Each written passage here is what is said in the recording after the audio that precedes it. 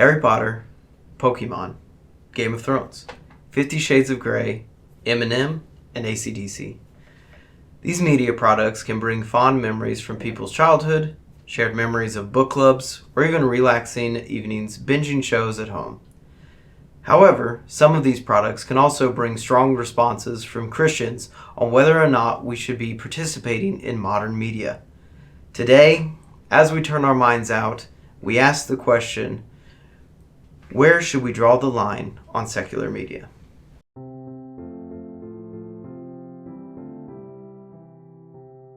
Welcome to Up+Out, the show of honest questions and earnest answers. I'm Sam, and with me today I have Will and Xander. Today we're discussing where to draw the line on secular media. And I think this is an interesting topic from the Christian perspective because I think there is a wide gamut of responses from the way people grew up to the way they think now. I think Harry Potter in particular is going to be an interesting tidbit of like... Is Harry Potter satanic? I didn't think so, but my grandparents definitely did. My mom read all of the books to us, so there's the answer on that.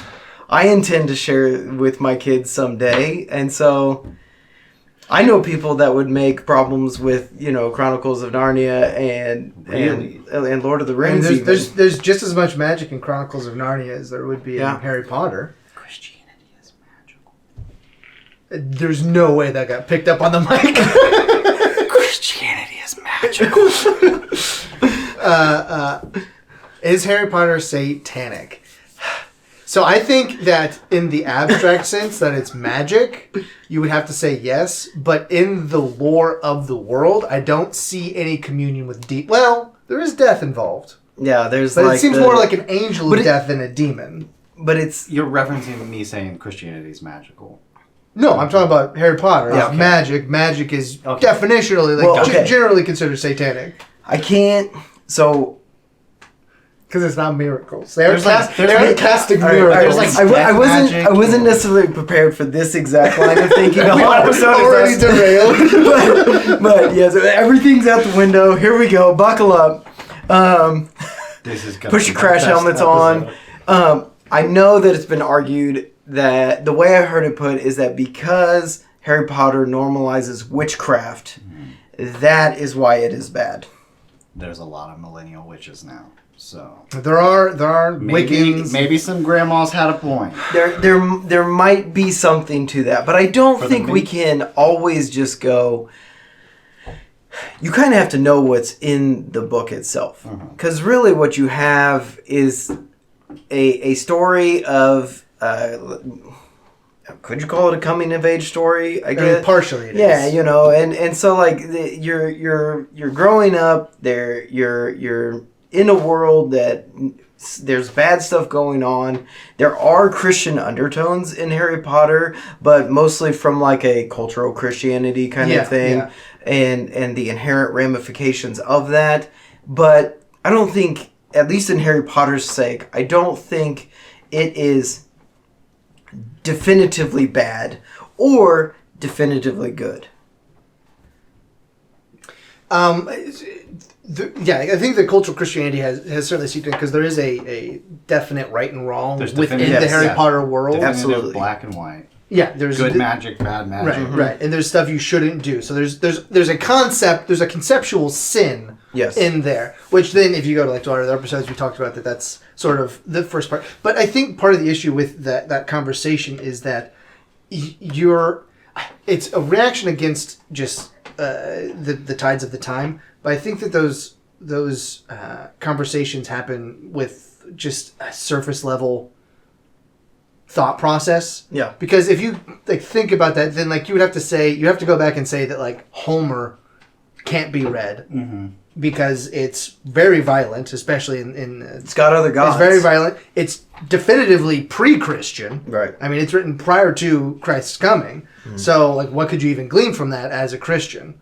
But so there's that certain sort of like tilting my hand a little bit, but in the first circle of hell, so you can touch them with your finger. Just Well, I'm not gonna take. I ain't gonna take Dante as gospel. I ain't gonna take Dante as gospel.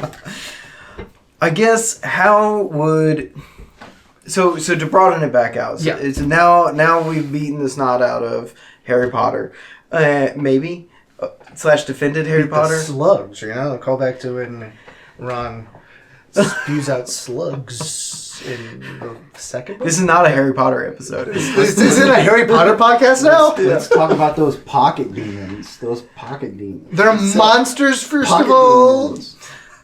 Can we let him run his episode? Run your Give me my episode back. So to the question of where do we draw the line? So Harry Potter was the example. It sounds like we've all read Harry Potter. Yep. And seen the movies, And Looking forward to the 10-year series that they're going to put on HBO. I am Max. Not looking forward to No, it? I am not a fan of Relatively the remakes, which I guess isn't absolutely true because I've definitely enjoyed some remakes of movies that actually ended up being far older than I even knew. Technically, Lord of the Rings is a remake.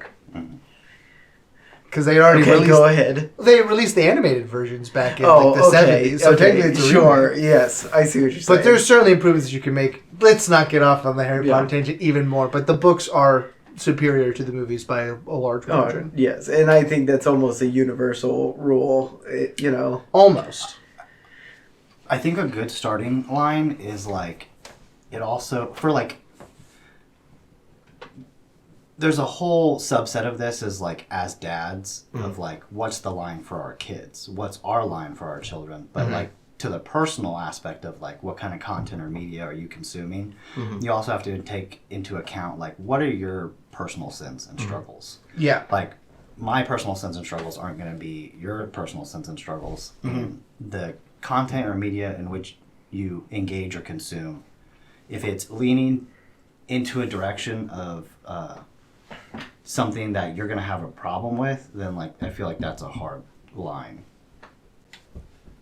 Yes.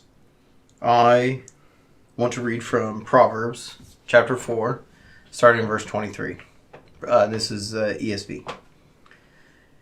Keep your heart with all vigilance, for from it flows the springs of life. Put away from you crooked speech, and put devious talk far from you. Let your eyes look directly forward, and your gaze be straight before you. Ponder the path of your feet, then all your ways will be sure. Do not swerve to the right or the left, and turn your foot away from evil. And then I also want to read from Romans chapter 14, starting in verse 13.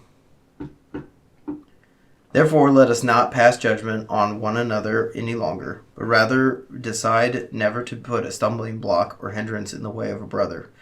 I know him and am persuaded in the Lord Jesus that nothing is unclean in itself, but is unclean for anyone who thinks it unclean. For if your brother is grieved by what you eat, you are no longer walking in love. By what you eat, do not destroy the one for whom Christ died. So do not let what you regard as good be spoken of as evil. For the kingdom of God is not a matter of eating and drinking, but of righteousness and peace and joy in the Holy Spirit. Whoever thus serves Christ is acceptable to God and approved by men. So then let us pursue what makes it for peace and for mutual upbuilding. I bring these up because I had the experience in college of one show in particular. I remember getting into it. It was on Netflix, so I was binging it, watching season after season. And I got to a point to where I was like, I have to stop watching this show.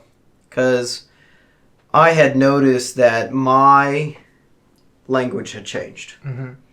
And the way, frankly, I started cussing a lot more. Was it South Park? No, it wasn't.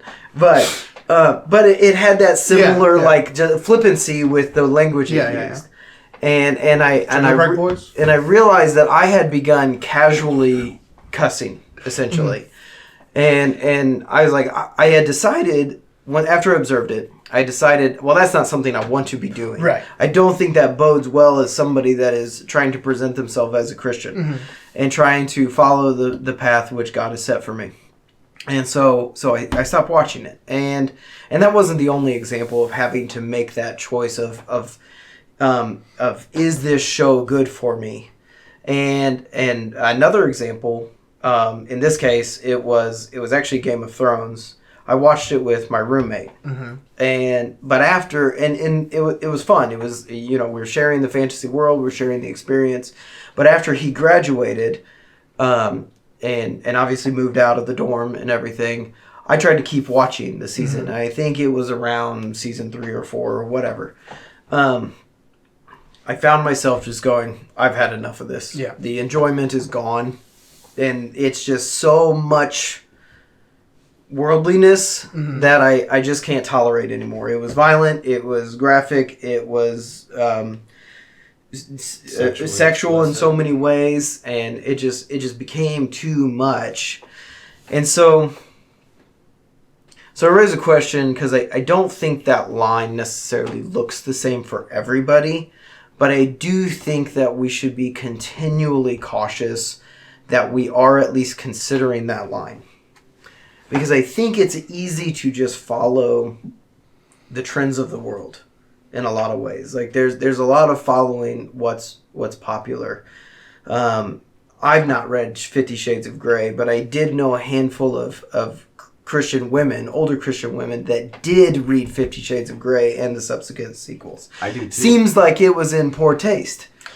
But it's both in poor taste and in poor writing, from what I've heard. Well, I mean, it is a derivative product from what I understand. It's a fanfic of Twilight. Yeah. So you're taking one poor Right. product and making it even worse. Right. So Being like plugged into like the book sphere and like it's a form of media, but like graphic books are to women what porn is to men. yeah. Yes. Careful there. That's actually that's one of the hot topics that are going on right now, that women say it's not the same thing. But it's you have to guard your heart, right? I think you're right on that. But I think that you can extrapolate out from Paul's passage there too much, because I don't know how broadly he would have meant that. Because reading that one particular verse in there, he says, "I don't think that anything is unclean in and of itself." I think is the verse. Right. He's specifically in that portion talking about like food. He's talking Yes. about food, which Peter would agree with him on at this Right. point. Probably, I would think so. After the whole sheets thing, yeah, he says there's what is it? He says there's no. It's about people. He extrapolates it out from the metaphor. But anyways, yeah, Paul. So, because I think that there's also a place for accountability amongst Christians, like saying like, hey, I know that you think this may not be affecting you, but like we can tell that there's some differences, Right. In how you're presenting yourself. Right. I think that standards are a thing. Can I give an example? Sure. I loved Rick and Morty. Yeah. I can't watch Rick and Morty anymore. You might like it. I haven't watched it in several years. I went back maybe like a year ago. I turned on like an episode and I was just like, I couldn't do it. It was just gross. I think that's probably because it's inherently a nihilistic show, at least in the earlier seasons, and like you're in a very different place in your life at this point where like you're anti-nihilist. Right. So I think that was what was Yeah. getting me. It was like it was so nihilistic. Yeah, I was yeah. like, I can't take it. Right. Or even like Family Guy, you mentioned South Park too. Like Yeah. there's a certain degree of cynicism in those shows as well. To just it just makes fun of everything. Like nothing is sacred essentially. Yeah. Especially with South Park. Yeah. As the example, it will make fun of anything and everything. I will say I think that's how comedy has to be though. It has to be willing to make fun of everything. I think so too. I don't think that's the problem, but I think the problem becomes what we consume. If we consume nihilism or cynicism, we inherently become what we're taking in. We are becoming nihilistic or cynical ourselves by partaking of that. You can even throw in news content. Yeah. If I take in too much news content, I can actively see myself like getting angrier in like, I mean, in previous years. In previous years. Sorry. In previous years. Winning every day. Winning every day. Well, why don't we take it a little bit like one at a time, though? So Pokemon, it's fine, totally fine. No problem. Actually, you did mention there was something about like Zionism or something. I don't know. I was in first grade when Pokemon got big, but like Pokemon cards were banned at school, and that's the word that I heard at some point. Yeah. No idea how it applies. It never made sense to me. So the line, the dots were never. The dots were never crossed. Things got banned in my school. I think it came down not to like the content itself; it's that it was disruptive. It's very that would be reason enough, especially Pokemon cards. Like, you can do a bad trade, want to trade back. I had that happen within my own family. For my school, it was like Yu-Gi-Oh. When Yu-Gi-Oh was really Yu-Gi-Oh as well. Kids were on the playground like trading cards in class. It was just a disruptive thing. Absolutely. Yeah. We covered music. We haven't covered music at all. That's a hard one for me. Yeah. This is...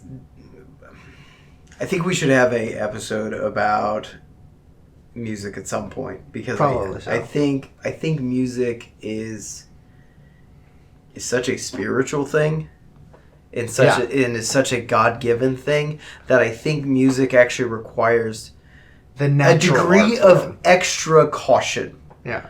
Because we are so easily moved to feel things that we don't necessarily feel ourselves purely by the progression of the music. And it's wonderful and it's a powerful tool and it can be a very moving and spiritual experience because of that.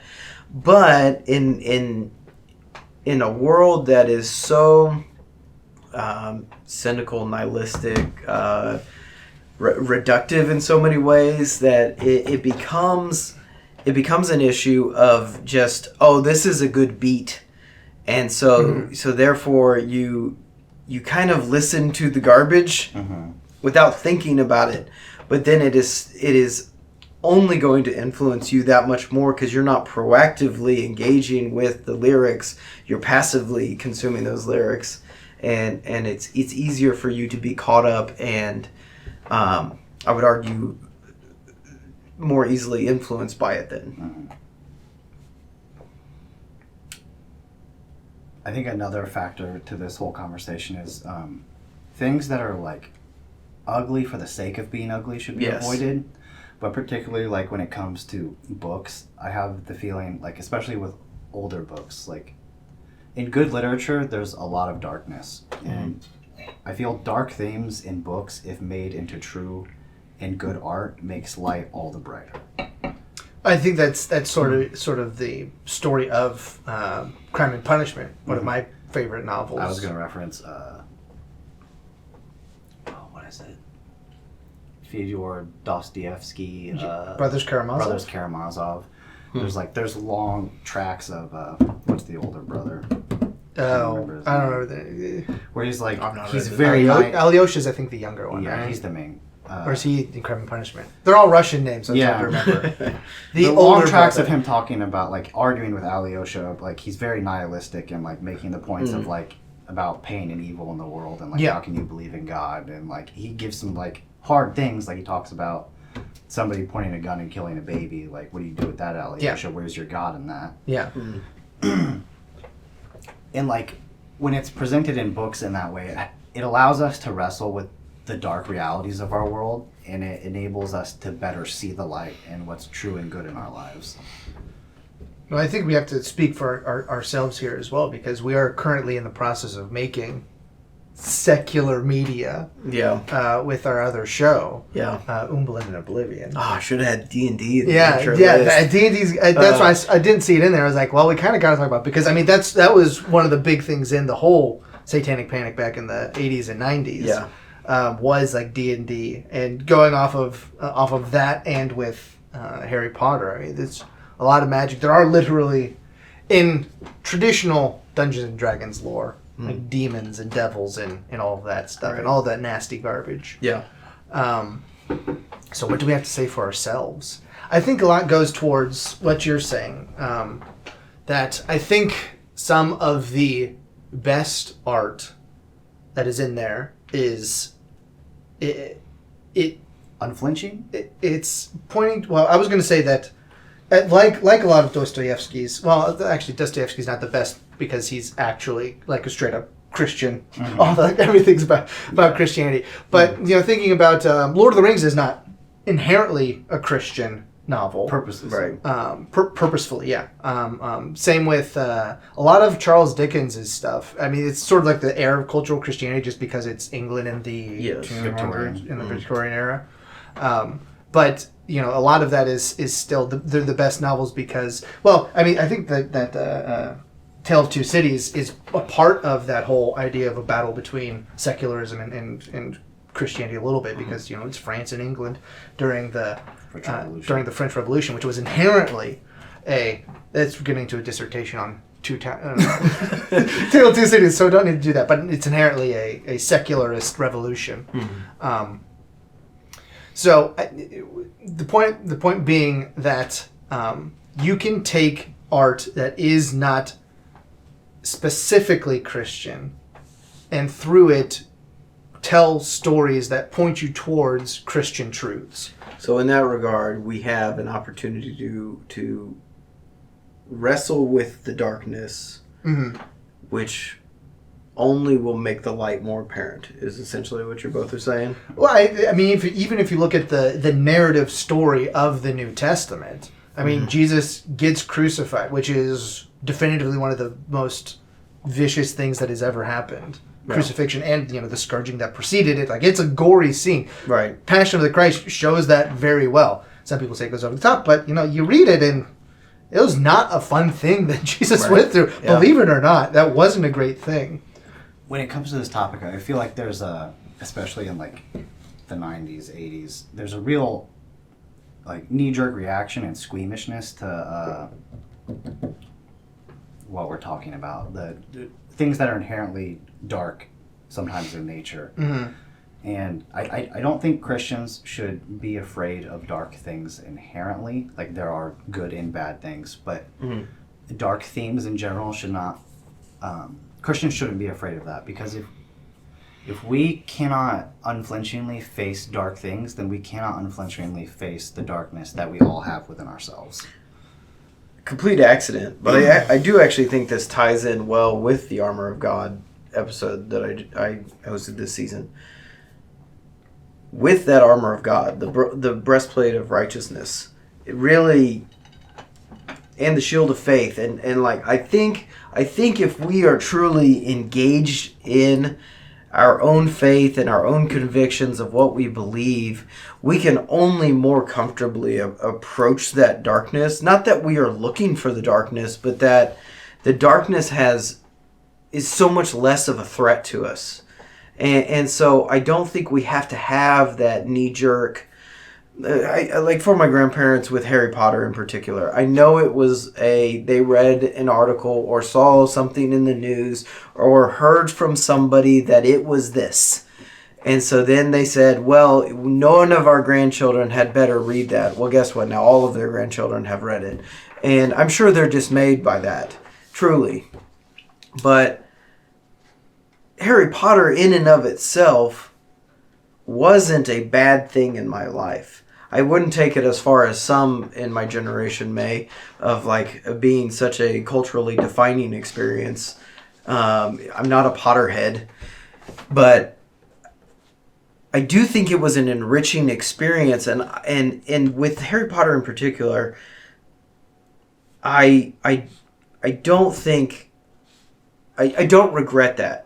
Now, I think it's interesting when you brought up Rick and Morty that I know there are things that I will not share with my children. I even had a professor that when his son was old enough, he put in the movie for Back to the Future. And he said, I don't remember it being, I think in particular it was the cussing. Yeah. And there's so that on. in the whole, context of the first movie. And I actually haven't seen the movies. I'm just using it as an illustration. Are you I'm referencing just talking about the the assault that almost occurs in the first movie. Oh, really? Yeah. Okay, I didn't know about that. But it's really dark suddenly. He was like, I didn't remember these things. I just remembered it being a fun movie kind of thing, and looking back on it fondly. But now as an adult and furthermore as a parent, he was like, nope, my kids do not need to partake in this, and so I don't know.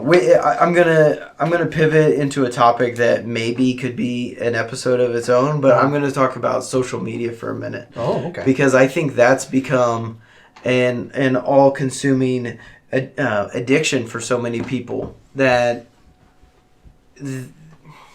there does need to be a guarding of your heart. You do need to be able to step away and insulate yourself from that because, well, frankly, being somebody that is in software development, I haven't worked on any of these social media platforms, but I have worked on tools similar in nature to those that they are made to keep you trapped and keep you fed. Doom scrolling. Yeah, and they will feed you the things that work, and they probably know more about you than you do yourself in a very unsettling way.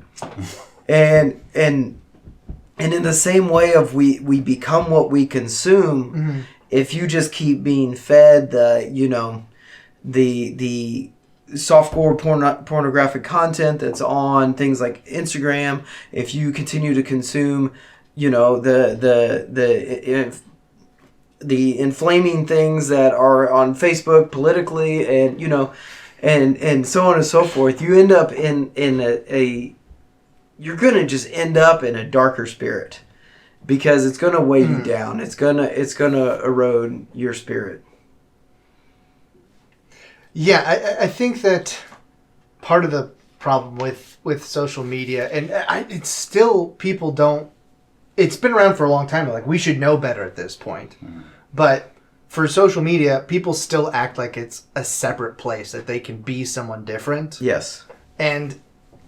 If we just all come into it from the perspective of like, hey, this is these are interactions with real people. Mm-hmm. Sometimes, there's plenty of bots out there, but that treat this like you would if you were going out somewhere else. It isn't quite the same point that you're making, but if you're treating it like that, then you have the same sort of like reserves up, like. I don't want to be seen. I don't want to be seen interacting with this, and then you won't be fed that sort of thing. That people need to be nicer on social media. I think people just need to be nicer.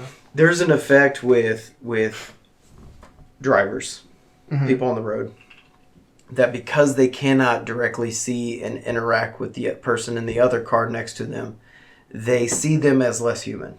And so they treat them worse than if they were to bump into them at the grocery store or something, physically.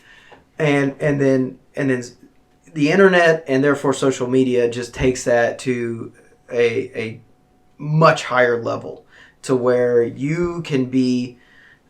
Your name doesn't even have to be there. You're just an alias. You're an online handle that you're using to interact online. It doesn't even have to be your picture. Like there's no personification of you as an entity interacting with anybody else online.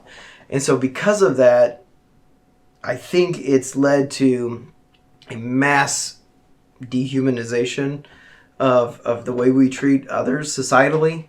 It's been an inversion, right? So instead of regular life influencing social media, it's been social media influencing real life. Absolutely. And people have become more coarse with one another even because of the coarse nature of online discourse. Yeah. To even call it discourse sometimes is laughable. Right. The way I feel about the way I feel about somebody who I may disagree politically with online is so much more inflamed. Like my emotions get so much more inflamed in it than the person I disagree with politically that I'm working next to every day. Yeah. Yes. much more patience with the person I'm working next to every day. Yes. To answer the question I posed, I don't think there is a set rule on how to draw the line, where to draw the line, but I do think we have a set ruler on how to draw the line. There's not a set rule of where to draw the line, but there is a set rule of how to draw the line. Ruler of how to draw the line. Wow, let me stumble over that a little bit more. I hope my point came across.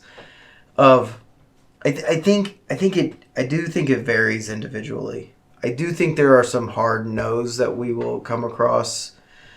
I'll compare it even to how some people are either like, oh yeah, of course, as a Christian, I did read the Quran, or I have read, Karl Marx's work, or, to understand this thing better, to then be able to articulate your opinions when discussing with somebody. But then I know there are other Christians that are like, absolutely not, that has no place. Marxism is inherently anti-Christian and you shouldn't even touch it. It's an evil book. Same thing with the Quran, really. And I don't think there's room in that space. And again, I'll use Harry Potter as the example. It has become such a cultural phenomenon that if we are to be able to engage with people, I do think we need to be aware of some of these things and how they've influenced people's lives, because it has influenced so many people's lives. And so, what is the ruler? The ruler that we use to draw the line it has to be the Bible. If we're going to be able to know our own hearts and how to safeguard it, we have to be in the Word. And otherwise, I don't think you can know fully. I think you can rely a little bit on the gut feel and what kind of seems right. But if you want to know, I think you just have to be continually studying. Yeah. I'm sort of wrapping. Did you guys want to add anything else? Can I add a third thing to your Yeah. Because as we've been talking, I was thinking what would my guidelines be? You hit two of them on the nose, which was know yourself, be in the Bible. Mm-hmm. You got to be in it constantly, or else you just it washes away. Yeah. And my third one would be be in a community with people. Yes. Absolutely. Even on a micro level, I have inclinations that probably aren't good for me that my wife keeps me in check with. Outside of hard things like pornography or pornographic things in TV shows, there's other things that might just be negative for my emotional state and how I interact with my family or people that Hannah could possibly be I don't think this is the best for you, or you could be I don't think this is great for you. Yeah. So I think the three combo of know yourself, be in the Bible, and live in community with people that also know you is that's a good ruler of metric. I like it. I don't think there can people can't have hard lines of being don't engage with that, don't engage with that, don't engage with that, because each person's different. As you were speaking, I thought of the verse. It ends up being Philippians 4, starting in 6. Oh, let me get over to my preferred version. Come on, hurry up. Faster, sir, faster. No rush. Filling airtime. Oh, see, I got it. I'm quick. Do not be anxious about anything, but in everything, prayer and supplication with thanksgiving, let your requests be made known to God, and the peace of God, which surpasses all understanding, will guard your hearts and minds in Christ. Finally, brothers, whatever is true, whatever is honorable, whatever is just, whatever is pure, whatever is lovely, whatever is commendable, if there is any excellence, if there is anything worthy of praise, think of these things. What you've learned and received and heard and seen in me, practice these things, and the presence of and the God of peace will be with you. I think that there's a lot of excellence and praiseworthy things in modern media. It's just that you have to be careful to mark those scales to see when whatever is praiseworthy is being outweighed by whatever is not. Yeah. You can almost take it to the extreme. We mentioned the Amish before, but this is kind of the Amish kind of become the example of like you could so extremely isolate yourself from the world and become such a tight-knit Christian community. But then if we're not serving the Great Commission, I don't think we're fulfilling the other end of the bargain, I guess. Yeah, well, to derail the ending even more, because I think that I'm about to derail it even not more. Not even in the type of content, but even the amount of content. Like you can be watching too much content that you're disrupting your own life. But we live in a crazy time in history, right? And to be like for the Harry Potter stuff, like the subject matter itself is not the only benefit that you're getting out of that. It's also like teaching kids to be a reader. Yeah. Like that is an inherently good thing. Yeah. It's like that's a praiseworthy portion of the Harry Potter conversation that doesn't even touch on the content questions of it. Yeah. What was my derailment? Yeah, what was your derailment? How old does a child have to be to show them Lord of the Rings? Oh boy, now that's now we're getting into this question. This is the my real children question. are not ready. It depends because I feel like I decided on like okay. I have a personal story. Yeah, personal story. I went to Lord of the Rings, Fellowship of the Rings when did it come out? 2003? No, 1999. 1999. It was when the first one came out, I believe. I think you're right. Fellowship of the Rings. I think it came out in 1999, 2000, and 2002. Okay. Or 2001? Or was it? It may have started in 2000. So, yeah, Google that real quick. Fellowship of the Ring. When did it come out? I thought it was 1999, 2000, 2002. 2001 was the first one. Was Fellowship? Okay, so I was 8 years old. 8 years old is too young. I went to Lord of the Rings, Fellowship of the Rings at 8 years old in the theaters, and I had to walk out. I was not like I wasn't a punk kid, but like the scene in Bree got me when they're getting stabbed by the Nazgul in their beds. Yes. Like that's intense. And to be fair, like if I just made it through that scene, the rest is basically smooth sailing. Comparatively, at least for the first movie, comparatively smooth sailing. But I went out of that movie and then I watched the Jimmy Neutron movie with my sisters and my mom, and I enjoyed that. Yeah, and your dad just had a great time. And with Nick, it's just chilling in there watching the first of those movies. But so 8 years old, probably a little young because it is intense, and you don't want to give your kids nightmares. Yes. So 10. In that regard, 10 is the age. It depends on the ticket, but probably. Maybe. Leave it at. Because I think you have to deal with there's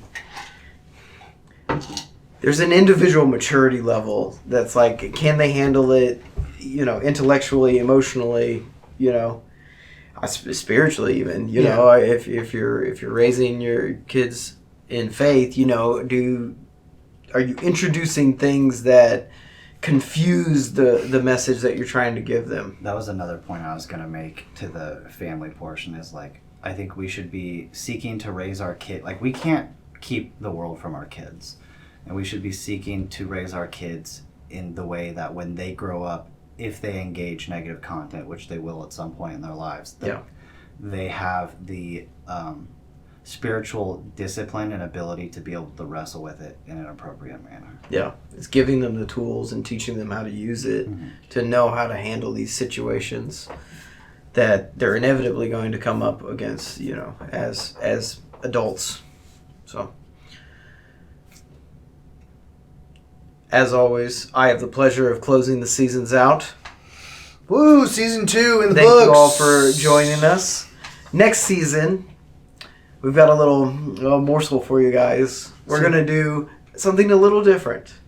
We've decided to do essentially 2 specials, a series, deep dives. Calling them deep dives. I think we're calling them deep dives. And so we are going to choose a topic of Up and do 3 facets of that, and then a topic of Out and do the same.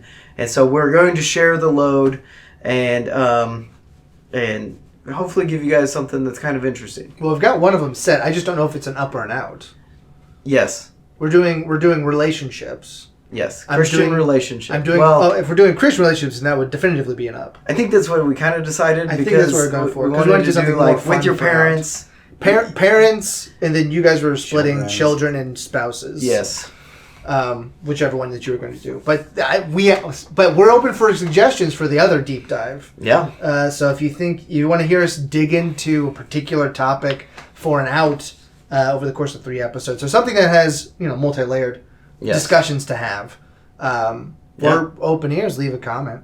And as a reminder, outs are our looking out. It is things that the world is dealing with. So you can think of anything that is contemporary. Or you got a Pokemon mug. That's awesome.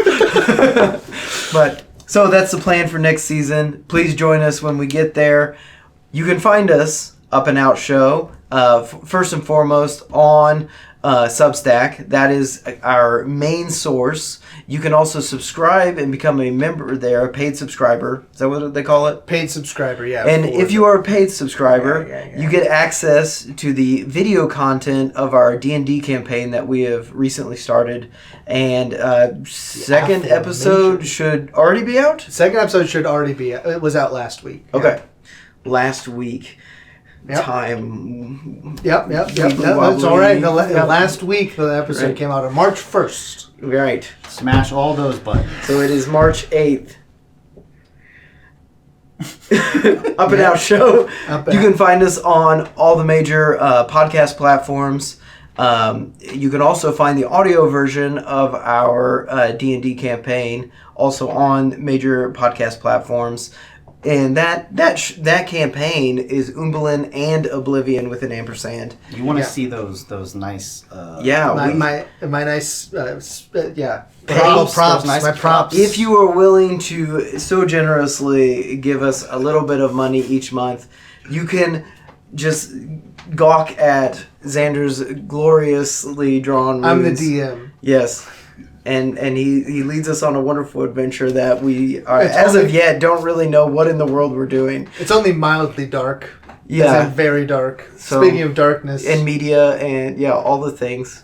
So don't forget to like and subscribe. It helps us out. Leave a comment for this episode. Please tell us how you guys approached drawing the line.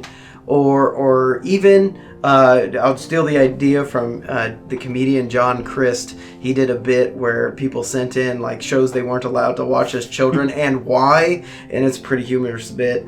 So send us what you weren't allowed to watch, read, so on. And, I was not supposed to watch The Grim Adventures of Billy and Mandy. That did not stop me. But you did. Me. I did watch it. So. Thank you all for joining us, and as always, read your Bible.